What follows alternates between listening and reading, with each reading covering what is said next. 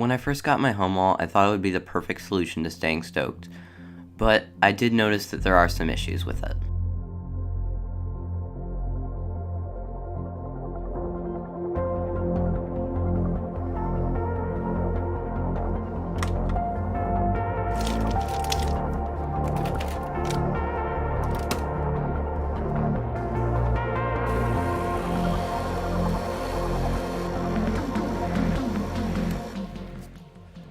When waking up at this point on a weekend, espresso always helps.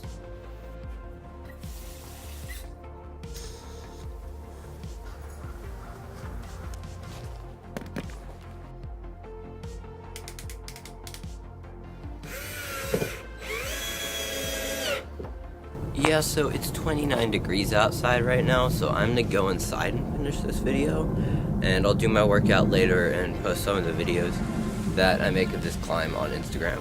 But it looks super fun, and I'm super excited to climb it. I wanted to go over a few things that I've learned that are kind of pros and cons of the wall.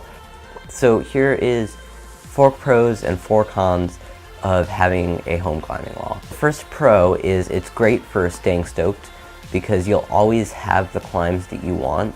So the home wall makes it so you're not limited to what your gym has, and I think that's a really big part of how some climbers aren't getting strong. Climbing's a really inaccessible sport, so there's only one gym every 45 minutes maybe, and sometimes it's not such a good gym. So having the home wall, if you're in that situation, really makes it easier to stay stoked because you always have the climbs you want. One thing I found with the home wall is it makes you think like a route setter. So it gives you this ability to route read that you wouldn't get in the climbing gym. The home wall is great for focusing weaknesses because the climbing gym doesn't usually take suggestions. One thing I found about the home wall that's really great is it's focused towards what you need exactly. So something like a paddle dyno, if you don't see them in the gym, you can just make one at home. But home gyms are focused towards just you. So whatever exactly you need, the home wall will have for you because you can make it yourself. One thing that people overlook is that the home gym gets really convenient once it's dialed. So once you figure out how to maintain it well and just figure out your system for how you want to use it, it's really easy just to pick up whatever you're doing and go out and get a home gym session. One of the problems I found with the home gym is it's really inconvenient when you first put it up.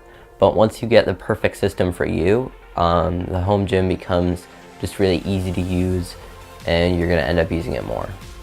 One thing about the home wall that's partially a pro and partially a con is that it's expensive, but it's modular. So you can start with maybe like $400 in your home gym, get 2 sets of holds, 2 sheets of plywood, and the framing, and you'll just be able to throw it up. But once you have a little more money, like once your paycheck comes in, you can throw a little more in, and then as it keeps going, you just keep throwing more money into it. So it's expandable and you don't have to do it all at once, but it's also expensive just in general. I think I've spent over $1,000 in my home wall.